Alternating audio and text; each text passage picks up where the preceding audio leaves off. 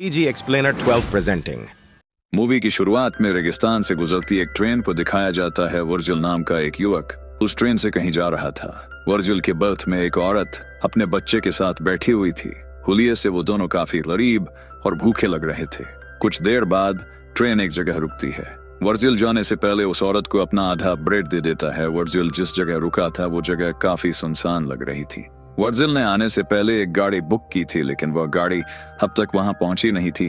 तब वर्जिल वहां मौजूद इकलौते दुकान में जाता है और दुकानदार से टॉयलेट के बारे में पूछता है।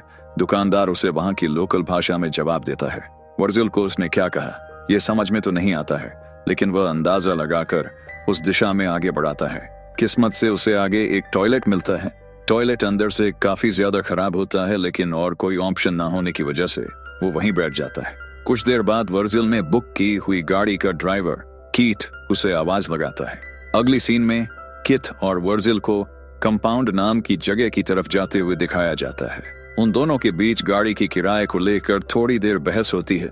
गाड़ी का ड्राइवर उसे गाड़ी का पहले से तय कीमत से काफी ज्यादा किराए की मांग कर रहा होता है, और क्योंकि वर्जिल उस जगह नया होता है तो उसे उसकी बात माननी ही पड़ती है। थोड़ी देर बाद गर्मी की वजह से वर्जिल एसी बढ़ाने की कोशिश करता है, लेकिन कीट उसे यह कहकर मना कर देता है कि इससे इंजन का प्रेशर बढ़ेगा और वो बंद भी हो सकता है। कुछ देर ट्रेवल करने के बाद गाड़ी का टायर पंचर हो जाता है। वर्जिल गाड़ी का टायर बदलने में उसकी मदद करता है। तभी उस जगह दो कुत्ते एक दूसरे से लड़ रहे होते हैं। उनमें से एक कुत्ता बुरी तरह से घायल हो गया था।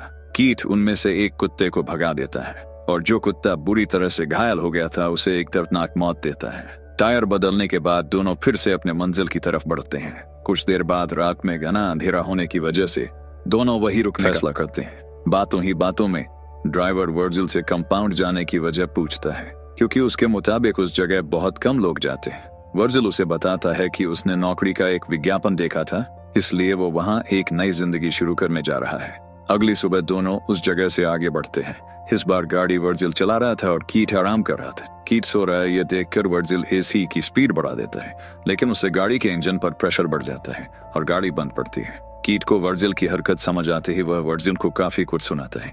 जब कीट गाड़ी का इंजन ठीक कर रहा होता है तब वर्जिल पास में ही टहलने लगाता है। गाड़ी से थोड़ी ही दूर उसे अजीब तरह के पत्थर दिखाई देते हैं।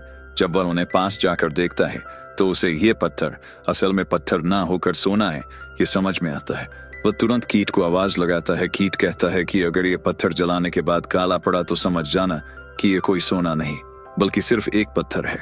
हालांकि उस पर लाइटर से आग लगाने के बाद वो पत्थर अपना रंग नहीं बदलता है। इससे यह साफ हो जाता है कि वो सोना ही है। इसके बाद दोनों उस जगह सोने के पत्थर को बाहर निकलने के लिए वहां खुदाई करते हैं, लेकिन वो सोने का पत्थर काफी बड़ा होता है और साथ ही जमीन के काफी अंदर तक ढंसा होता है। इस वजह से काफी मेहनत करने के बाद भी दोनों उसे हिला तक नहीं पाते। इसके बाद दोनों उस पत्थर को रस्सी की मदद से गाड़ी से बांधते हैं और उसे बाहर निकालने की कोशिश करने लगते हैं, लेकिन यह तरकीब भी फेल हो जाती है। उन्हें यही काम करते करते शाम हो जाती है। कीट वर्जिल को बताता है कि इस एरिया में जंगली कुत्तों का खतरा है। इस वजह से दोनों आग जलाने के लिए लकड़ियां इकट्ठा करते हैं। दोनों आग लगाते हैं और बैठकर सोचने लगते हैं कि कैसे अचानक उनकी किस्मत बदल गई है। कीट खुशी से नाचने लगाता है।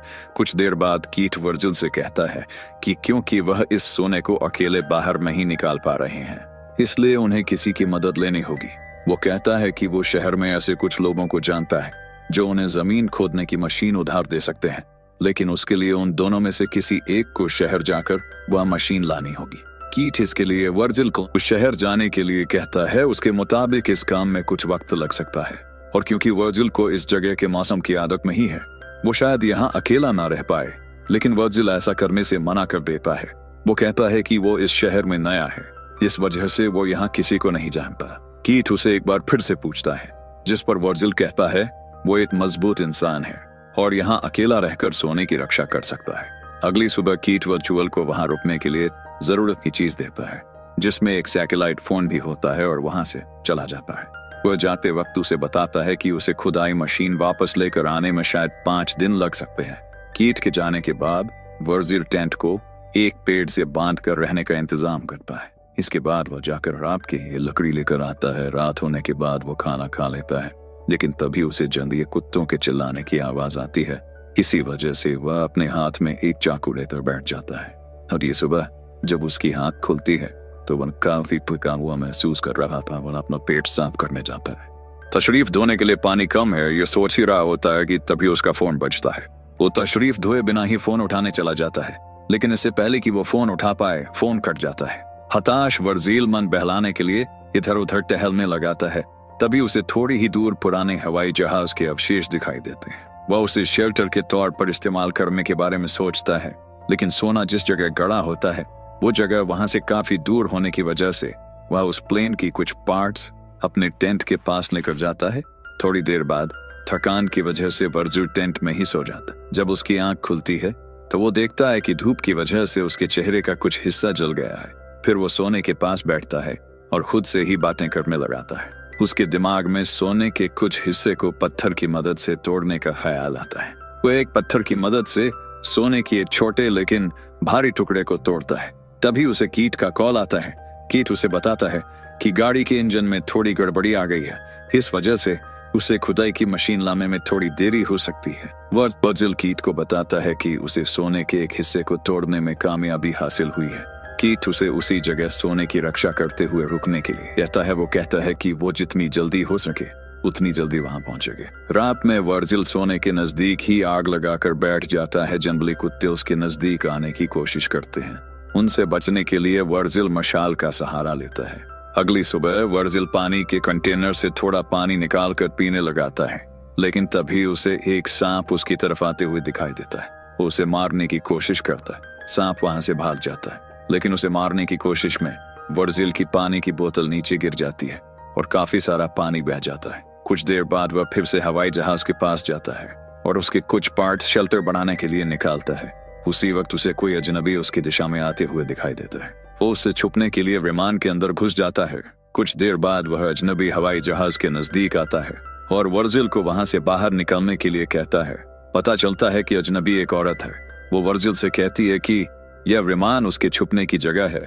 वो उससे यहाँ आने की वजह पूछती है, लेकिन वर्जिल कोई जवाब नहीं देता। वो औरत वर्जिल को पानी और खाना देने की कोशिश करती है, लेकिन वर्जिल उससे कुछ भी लेने से इनकार करता है। उस औरत को वर्जिल का बर्ताव काफी अजीब लग रहा था। वो कहती है कि वर्जिल जरूर उससे कुछ छुपा रहा है।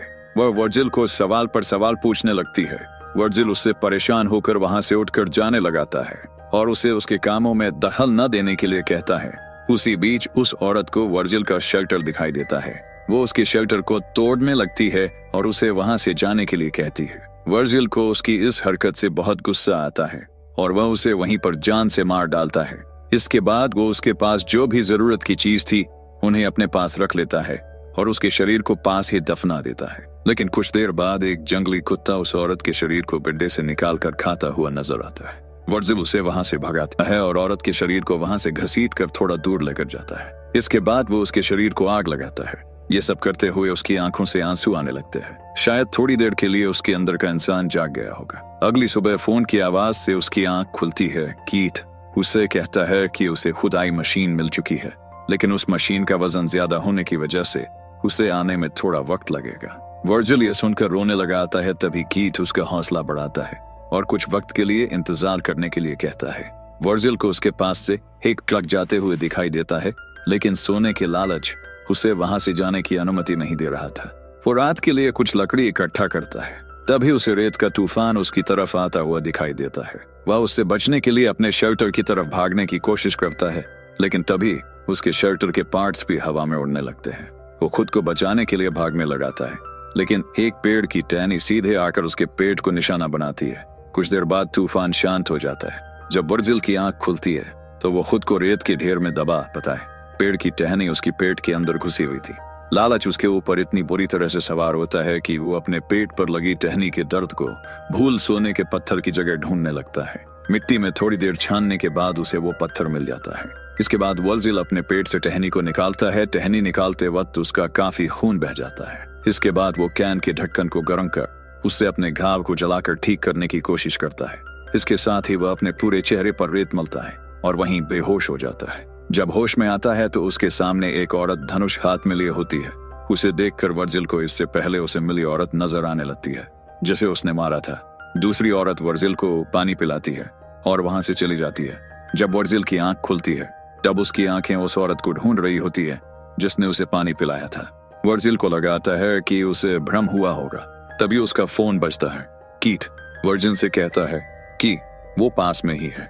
कॉल काटने के बाद वो औरत फिर से वर्जिल के पास आती है और उसकी तरफ मदद का हाथ बढ़ाती है, लेकिन लालच उस पर इस तरह से हावी हो चुका था कि वो सोने की जगह कहीं खो ना जाए, इसीलिए उसे वहां से जाने के लिए कहता है। जाने से पहले वो औरत अपनी लापता बहन के बारे में पूछती है। वो वही औरत थी जिसे वर्जिल ने मारा था। वर्जिल चुप रहता है। थोड़ी देर बाद कई सारे जंगली कुत्ते उसे घेर लेते हैं। वह तुरंत कीट को कॉल कर उसे जल्दी आने के लिए कहता है। कीट कहता है कि वह बस पहुंचने ही वाला है। वर्जिल जल्दी आने की भीख मांगकर रोने लगाता है।